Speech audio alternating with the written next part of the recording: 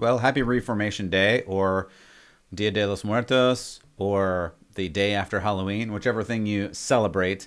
Today, we are looking at this new thing that I haven't noticed before. You know, everybody has the Super Bowl, and the Super Bowl for, well, not for sports, really. The Super Bowl is just for commercials. At least that's what it was for me. So I thought, at least up until the last couple of years, the commercials were fantastic. Now, apparently, the new thing is Halloween commercials. And they're the commercials that come up right before Halloween to tell you what you need to know about Halloween and really what is going on in the culture and how you're supposed to act during the Halloween season, but beyond as well. So we're going to look at a couple of those commercials today because I think they are telling about where the culture is, where the culture wants you to go, and hopefully we'll get to what we should do as believers about it. Welcome to Church Public. I'm Matt Odegaard.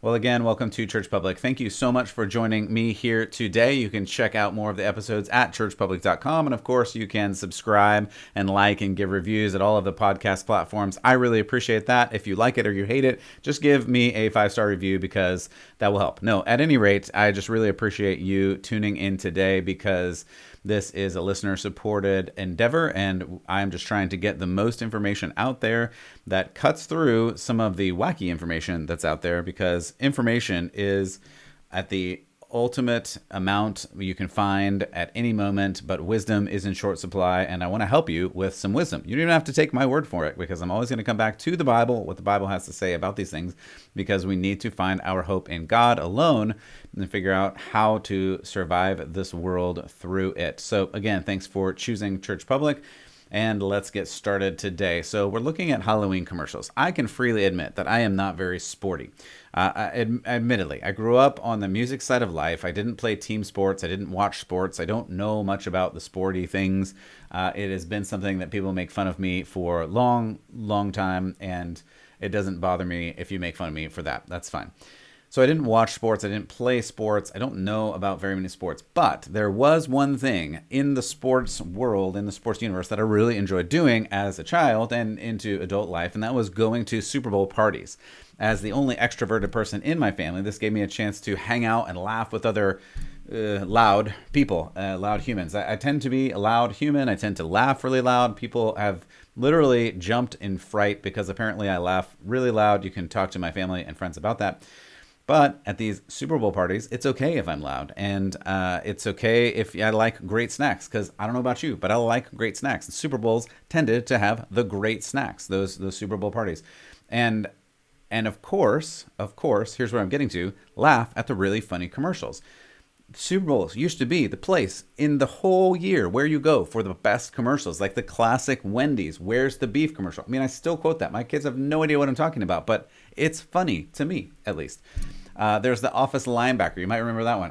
I remember the Volkswagen Force Kid, where the kid's like trying to do things with the car, and then the car opens itself. The kid thinks he has the force. I mean, gold. I mean, it's so good. And of course, the iconic "I'm on a horse" Old Spice guy. Now, to take a turn, sadly, since everything, and really everything, has now gone woke, I haven't even enjoyed these last few years of commercials because I can't do it. I can't even watch the commercials because every commercial apparently is about what I'm supposed to do in culture. It's not trying to make me laugh or good-natured humor, because now we can't. I've talked about this before. You can go back and listen to some of the episodes.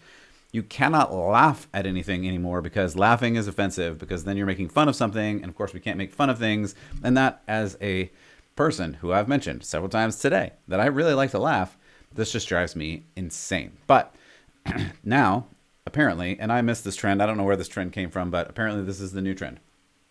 There are Halloween commercials that tell you, that instruct you culturally what you're supposed to do, how you're supposed to be, how you're supposed to live and survive, and how you're supposed to deal with other people, right? Because commercials are no longer about selling a product. Commercials are about how you are going to fit in with society, how you're going to be a good person and not a bad person, how you're going to be moral in the cultural universe that these commercials are a part of. And this is what we all need to know.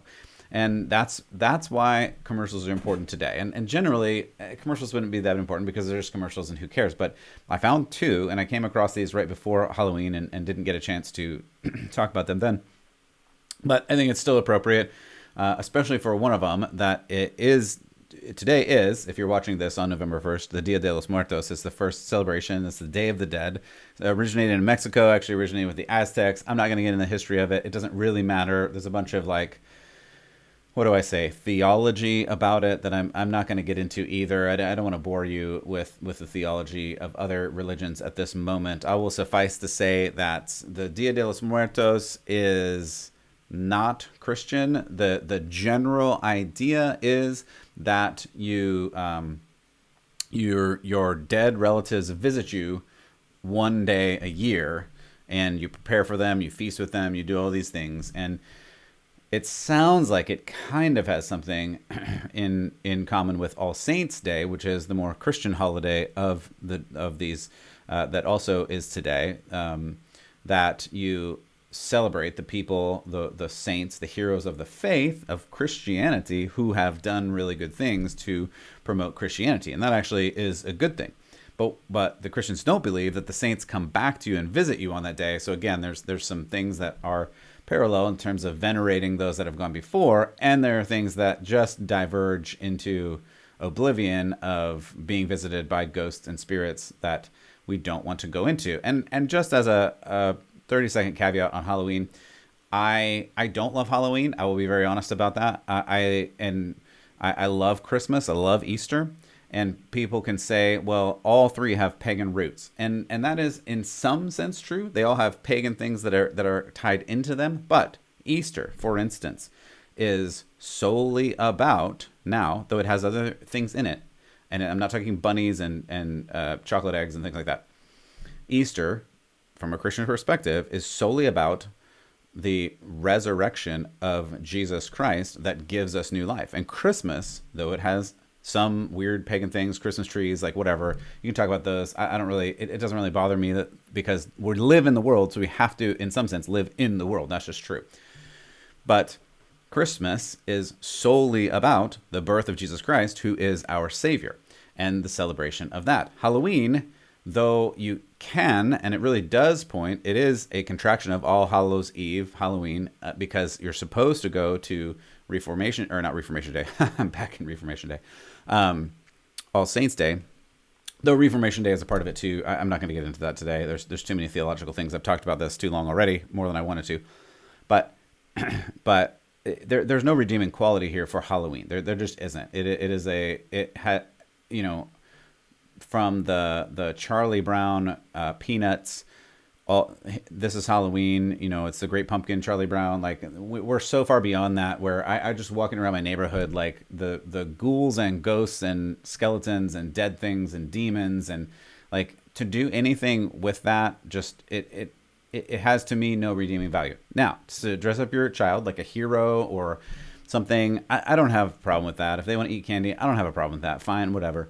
But what we're getting to here is the All Hallows Eve, and then what we're getting to is this Dia de los Muertos. That's the first one that we watch. And this deserves a review because it's not just a promotion of the product, and you'll see in a moment. And it's not just to get you to laugh. It's designed, as you'll see and we'll talk about, to make you accept a part of the world that the ideological left or cultural humanism or all these other words that I've thrown out, this group of people in America need you to accept this. They need you to accept these premises because it changes the very reality we live in, and that is the goal. It's changing reality. It actually is. We've talked about this. We've talked about that we need to get back to what is actual reality, and we do that through observation and scientific observation. We do that through scriptural revelation. We do that through several different ways, but without the reality of this creation order and God's kingdom order, we are lost. Like just literally lost to our base desires. In other words, the desires of our flesh, like the lust that we have, and this idea that you can just be whatever you want to be and just follow your passions wherever they go because that's going to be great for everybody. But none of those things are inherently good.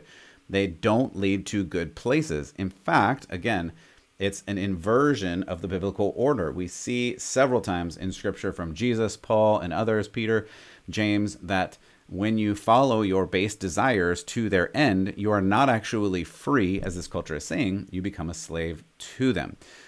And that's a lot of deep theological stuff. I didn't mean to get that deep right away, but it's important because these commercials want you to accept things that are not real in order to accept a worldview that propagates, that promotes their ideas that you should have. So we talked about Dia de los Muertos. This first commercial is for the delicious corn chip Doritos. Let's take a watch and then we'll talk more about it. Ah, hermano, cómo te extraño.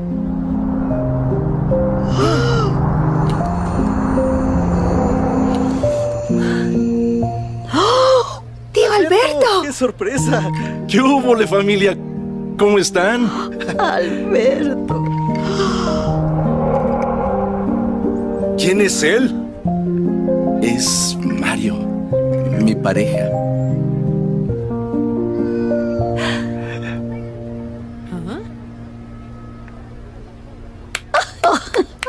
¡Qué milagro! Creí que este iba a estar solo para siempre. ¡Ay, qué lindos!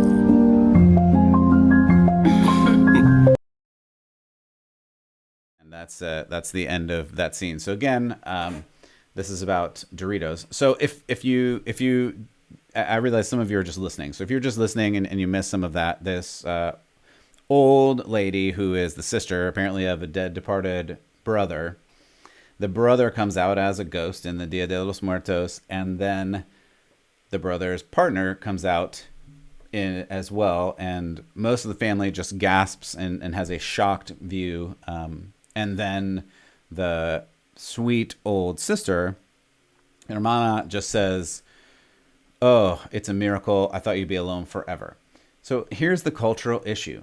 Everyone, everything must conform. You must not only be gay or LGBTQ+, you must approve of it even in the afterlife. And of course, as Christians, we don't believe that once a year our dead relatives visit us. There's nothing biblical to support that. But as a believer in eternity, of which there is tons of scriptural support, you are asked by this to accept that, well, apparently these two lovers were not out of the closet in real life. Now they are in eternity, and they can finally be their true selves. The extension is for the old sister here, is to accept you and who you love in this life or the next. And of course, it's hard to forget that it's easy to forget. Sorry, that we're just talking about chips. This is a commercial to sell you chips, but that's why we are talking about this, because this is not about chips. This is about you accepting this idea that it's good to be gay. It's good to be in this lifestyle where you pursue your desires as far as you want to go. Don't wait until you die to do this. I mean, there's so many different ideals that are promoted by this. And even, I'm not even getting into the theology of the afterlife and being gay in the afterlife. I mean, there's so many things that are just off the rails on this, biblically and spiritually. And it was important to look at it. And I'll say it once more. This is clearly, it's a cartoon. If you didn't see this, it's not actors, it's a cartoon. And any cartoon, period, full stop, any cartoon is aimed at children. This is not aimed at me. It's not aimed at middle age. It's not aimed at adults. It's not aimed at the sweet old lady or the old man that star in this. This is aimed at children, and you need to know that. And so you need to know that even in these little commercials, they're just watching TV. Doritos commercial comes on, no problem. It's for Doritos, like easy. I'm telling you, watch what your kids are seeing, because they are trying at every angle and every possibility to say, not only is this okay, but you should do this. You should believe it. It's totally normal. Everyone is like this. Everyone has the brother, the uncle that's like this, and it's okay. We just need to get over it. Christians are so they're so old school. All the Bible is just old. Like, it doesn't mean anything anymore. But this is what I need you to understand. Even they don't believe that. And here's the proof. They're showing you a cartoon about the afterlife, which implies there's something more that goes on to something more, that you're not just here for a moment, that it isn't just material, that this isn't just the only life you have, so do everything you want to do, that there is something you go to, which means consequently that there is something that happens there. Now, their conclusion is you just get to live happily ever after with whomever you love. The reality is that's not real. Again, that's not true according to everything we know, according to Scripture, according to God. You can choose to not believe in God, fine. But if you don't believe in God, then you cannot also believe in an afterlife. You can't have both things. If there's no God, then when you die, period, the end. If there is a God, there has to be a certain God. It can't be whatever God you make up, because then you're the God, not God being the God. Do you understand how that works, right? So we have to understand where this is coming from, because it does make a difference. And we are teaching our children these things. So we, the parents, the adults in the room, really need to guard our kids. Okay, this next one for me is actually worse than this Doritos commercial. So this is a lovely candy bar company. And we're just going to watch it first, and then we'll talk about it. And this one's a little bit longer. Stick with me. If I need to narrate it, I will narrate it. But I don't think you'll need that. This one is in English. Sorry about the last one that was in Spanish. But hey, maybe some of you Spanish speakers got it. So this one is in English, and it is about a child, I'll say it that way, and a nanny. So I'll narrate anything that you can't understand from just listening. Twix presents Bite-Size Halloween.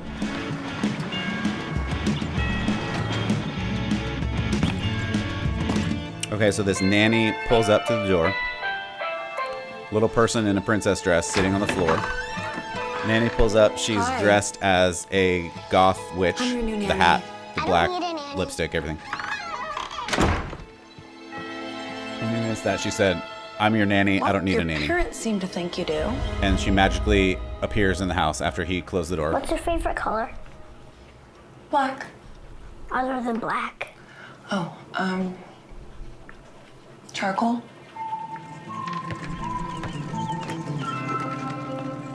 Why are you all dressed up? It's not Halloween yet. So this is the little boy dressed in a princess dress. Can I help he you? runs back Are inside. you a good witch or a bad witch? Do you want to find out?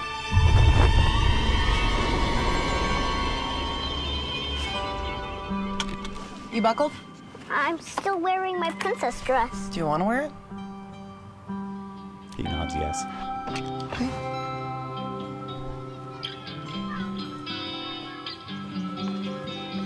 Hey, you! Princess! You look like a girl. Why are you wearing that? Dressing like this makes me feel good. Is that your nanny? She looks weird. You look weird, your nanny looks weird, you guys are both weird. No, we're just different. Boys don't wear dresses. Whoa! Whoa! Where is it coming from? What's happening? Whoa!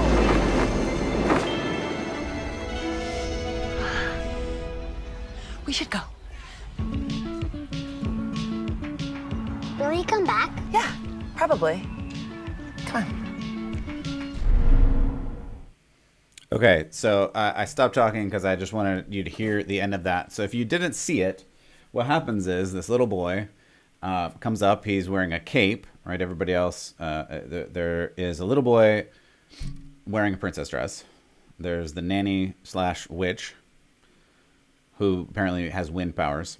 And then there's another boy, a bigger boy, that comes out with a cape on, dressed, superhero-ish, and says, "Hey, why are you wearing a dress? Like, I don't get it."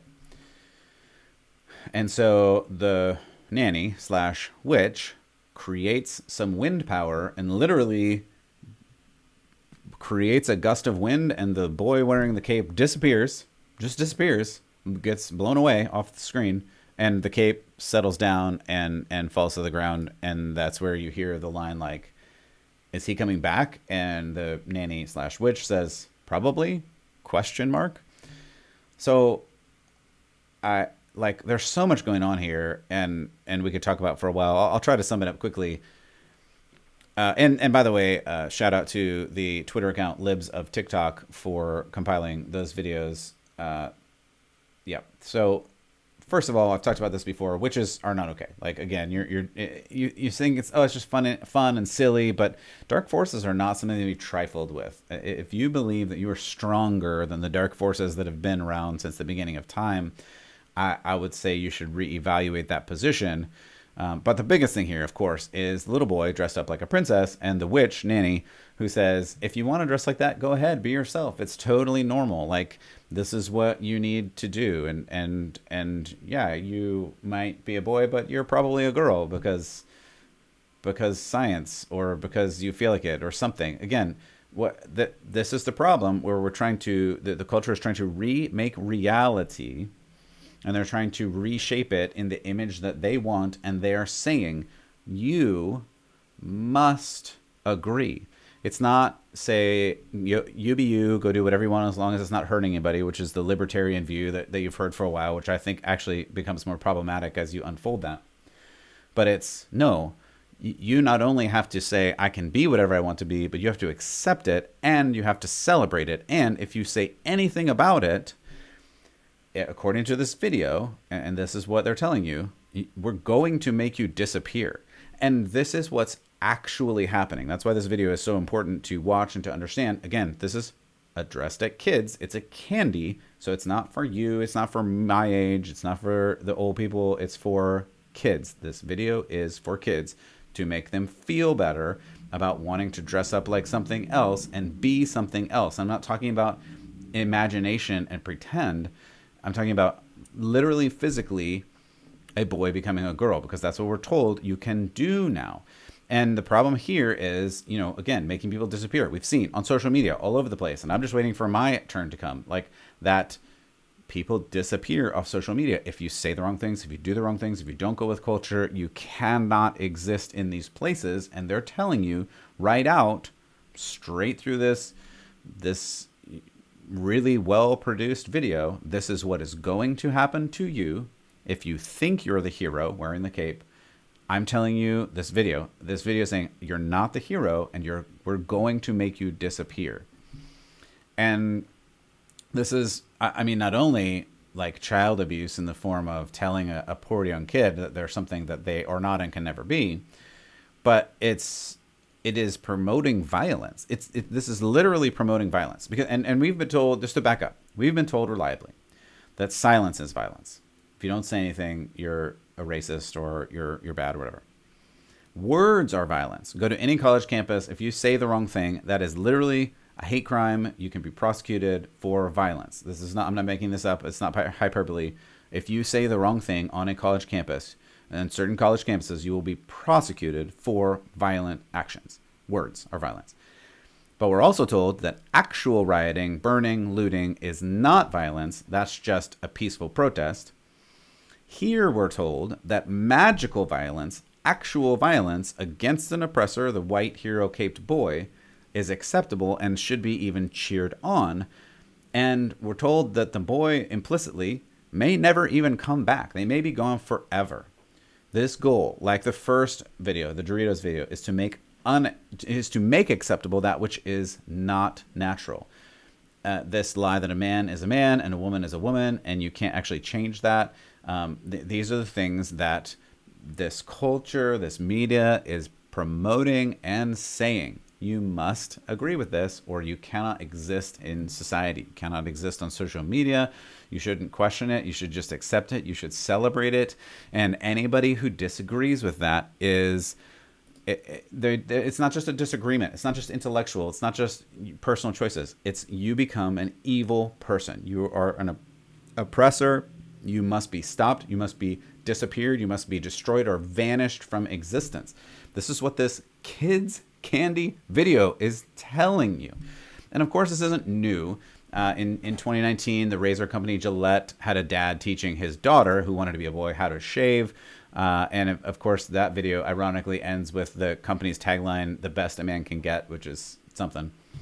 Dove, a couple years ago, had a soap commercial for real moms featuring a man identifying as a woman. and many more. I'm not going to list them all.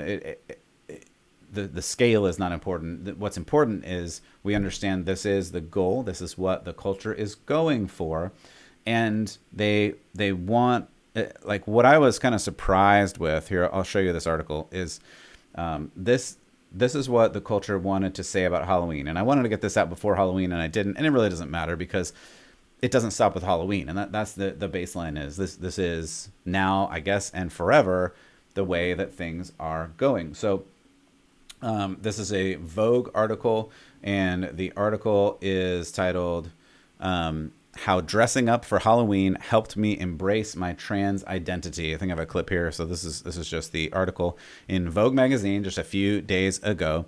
So this is "How Dressing Up for Halloween Helped Me Embrace My Trans Identity," and I was going to read a couple clips from it. I'm not going to. It doesn't matter. You get the idea. The thing is here that if you dress up like a hero, if you dress up in some way like that, then you're not normal. But if you dress up like a trans person, that's a good way to test the waters and see if that's really what you want to do. Again, they're trying to get at the reality of this. They're trying to get out at the normalcy of this and say, this is just normal. This is the way life is. This is the way you are. And you need to be okay with it. And if your friends are like this, again, they're talking to kids. If your kids, excuse me, and your friends are like this, you need to be okay with it. Don't ask questions. Don't say it's different.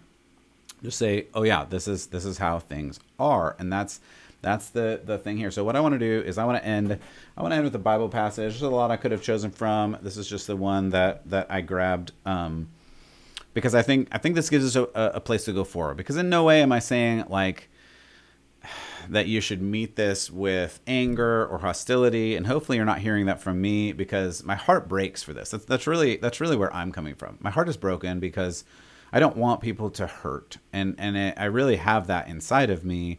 And it's frustrating to me when this culture says things like, just follow your heart, do whatever you want to do, no harm will come of it. Like there's no issues with living essentially a lie. It's okay to live a lie if you think you're going to feel good through it. And the reality is that that's not okay. It's not okay to live a lie. You have to align yourself with the truth. And there is only one truth. And that makes life really hard. It does. I can acknowledge that this is not easy. And for people who are struggling with this kind of thing, it's not easy. But that still doesn't mean it's right. And that's the problem here. When something is not easy, the cultural answer, the cultural solution is, well, then it must be wrong. So we need to make it easier for them. And the biblical answer when something is not easy is, well, okay, but life is not easy. Still do the right thing. And that's what's hard here, because the culture says, well, if it's not easy, just follow your heart and do whatever and you be you. And Jesus is saying life is not easy. And he actually goes a step further and says, I know life is not easy. And Jesus says, my yoke is easy and my burden is light. In other words, if you try to pull all the weight of this life yourself, you're going to be burdened down. It's going to be really hard. And Jesus says, I want to connect to you. Yoke is one of those big things that connects to oxen together or whatever, so that they share the weight. And because Jesus is stronger, Jesus is greater than I am, than you are, than anyone is, he bears the brunt of the weight, and then you don't have to. But conversely, the other thing is also true. When the culture says, just go this way, it's going to be great, everything's going to be fine, they're trying to yoke up to you, they're trying to connect up to you and say, you carry the burden, you take the weight, this life is hard, but it's going to be fine, you just do whatever you want to do, and it's going to be fine, it's going to be easy. And I don't know if you've ever seen like the Christmas Carol, right? It's all those chains. This is not necessarily theological or accurate, but it does go kind of along with this yoke analogy, that the two stingy dead guys in A Christmas Carol end up just covered in chains that weigh them down for eternity. But there is some, that's not again theologically true, but there's some truth to it in that when you make bad decisions, and there are consequences, and the consequences of life are real, and those consequences do weigh you down. So you can choose to just do whatever you want, like forgetting whatever consequences, like they're just going to be what they are, or you can choose to live the right way and follow after what is good and true. And Jesus would say that that's him, because Jesus is technically the truth, the life. So what I wanted to look at actually was from Paul, because Paul talks about being yoked not to Jesus, but being yoked to unbelievers, and how it's not good, and it's not good for us to do that. So this is Paul in 2 Corinthians 6, verse 14. Don't be yoked with unbelievers, for what do righteousness and wickedness have in common? What fellowship can light have with darkness? What harmony is there between Christ and Belial? What does a believer have in common with an unbeliever? What agreement is there between the temple of God and idols? We are, any Christian is, the temple of God, and as God said, I will live with them and walk among them, and I will be their God, and they will be my people. And so here Paul gives a quote. This is from 2 Samuel 7. Therefore, come out from them and be separate, says the Lord. Touch no unclean thing. I will receive you. I will be a father to you. You will be my sons and daughters, says the Lord. Since we have these promises, let us purify ourselves from everything that contaminates body and spirit, perfecting holiness out of reverence for God. There's a lot of words there, but the bottom line is there is no compromise here. There's no place where you can say, I want to walk in the light of Jesus, and other people want to walk in the darkness, and we'll find some middle place where the light's like kind of glowing, but it's kind of dark. And Paul and Jesus are like, no, there's no middle place. There's no place where you can say, you're dark and I'm light, and we'll just kind of meet in the middle. If you've ever been in a dark room, as soon as you turn on the light, it's light. As soon as you turn off the light, it's dark. There is no middle place. And Paul is making that point. And so the answer is not to try to compromise, with this world, not to try to appease them and say, you be you, like just do whatever you want. You're not going to hurt me. It's to say, like, either, hey, I'm not going to live like this because this is not the thing, or just remove yourself from that entirely. And that's what we have had trouble doing as believers, as Americans, as Christians, somewhere in there. We want to be really nice. And so we want to just placate people and say, it's okay. You just do whatever you want. Like, it's fine.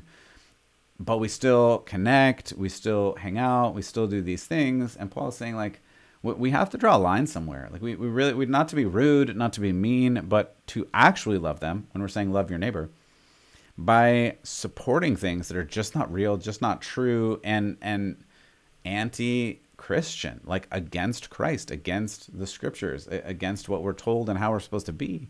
We can't do that.